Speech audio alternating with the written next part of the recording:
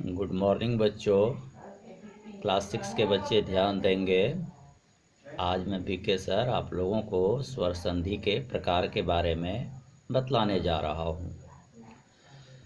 इससे पहले हमने आप लोगों को संधि की परिभाषा और उसके विभिन्न प्रकार के बारे में बतलाया था। तो आज उसी कड़ी में आगे स्वर संधि के प्रकार के बारे में बतलाने जा रहा हूँ। स्वर संधि के 5 मुख्य प्रकार हैं। पहला है दीर्घ संधि, दूसरा है गुण संधि, तीसरा है वृद्धि संधि, चौथा है यण संधि और पांचवा है अयादि संधि। तो अब इनके नियम एवं सूत्र निम्न प्रकार हैं। पहला दीर्घ संधि। अकः सवर्णे दीर्घः, यानी 2 परस्पर समान स्वर चाहे ह्रस्व हों या दीर्घ, दोनों मिलकर दीर्घ हो जाते हैं।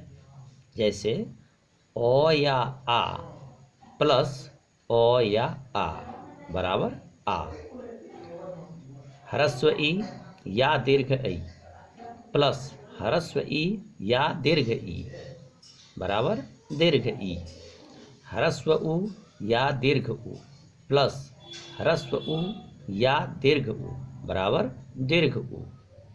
इसी तरह से री या रिरिर प्लस री या रिरिर बराबर रिरिर। तो ये दीर्घ संधि के सूत्र हैं। अब आगे कुछ उदाहरण है। जैसे रत्न प्लस आकरः बराबर रत्नाकरः। यहाँ रत्न का अंतिम अक्षर नो है जिसमें ओ छिपा हुआ है, और आकरः का पहला अक्षर आ है, यानी ओ प्लस आ का मेल यहाँ हुआ है।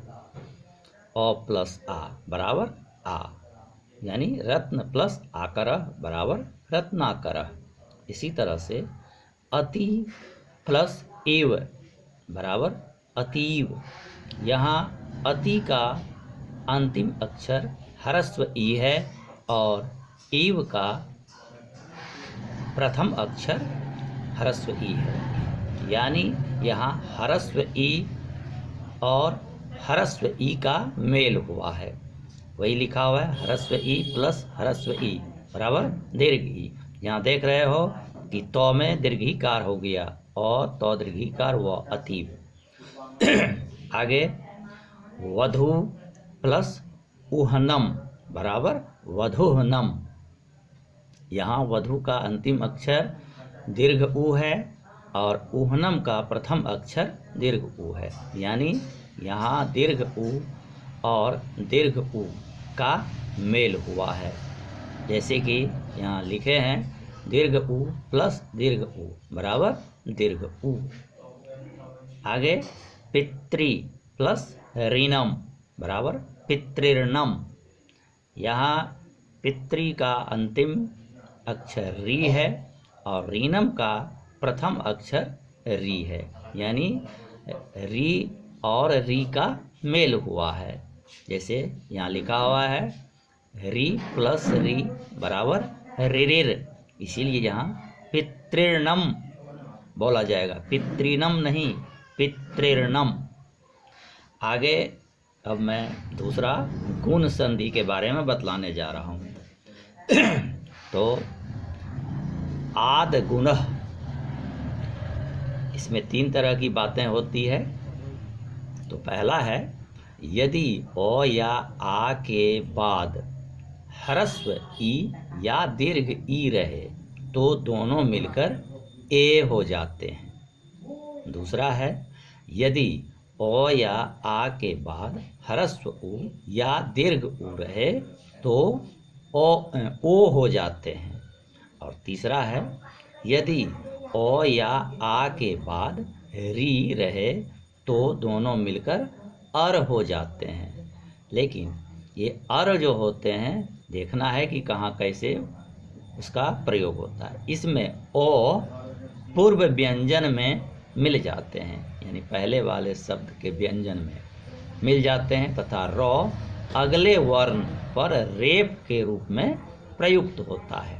जैसे देव प्लस इंद्र, ये पहला का उदाहरण है। देव प्लस इंद्र बराबर देवेंद्र। यहाँ देव का अंतिम अक्षर व है और व में अ छिपा हुआ है, और इंद्र का प्रथम अक्षर ह्रस्व ई है, यानी अ और ह्रस्व ई का मेल हुआ है, जिससे कि ए यानी देवेंद्र, वो एकार हो गया, वो में ए जुट गया, देवेंद्र हुआ।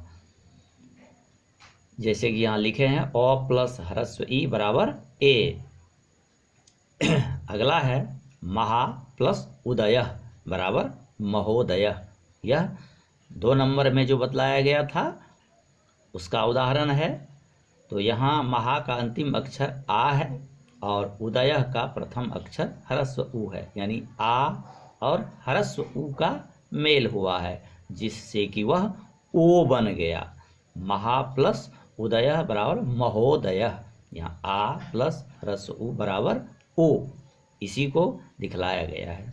आगे महा प्लस ऋषिः बराबर महर्षिः।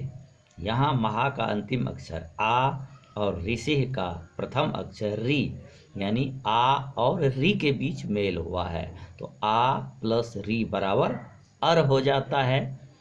तो यहाँ अर नहीं बल्कि यहाँ रेप के रूप में वह रॉ है और ओ ह में मिल गया, तो हो गया महर्षिः। इस तरह से प्यारे बच्चों, आज मैंने आप लोगों को स्वर संधि के 2 प्रकारों के बारे में बतलाया, दीर्घ संधि और गुण संधि। इसे अपनी कॉपी पर शुद्ध शुद्ध उतार लेंगे और अच्छी तरह से याद करेंगे। धन्यवाद।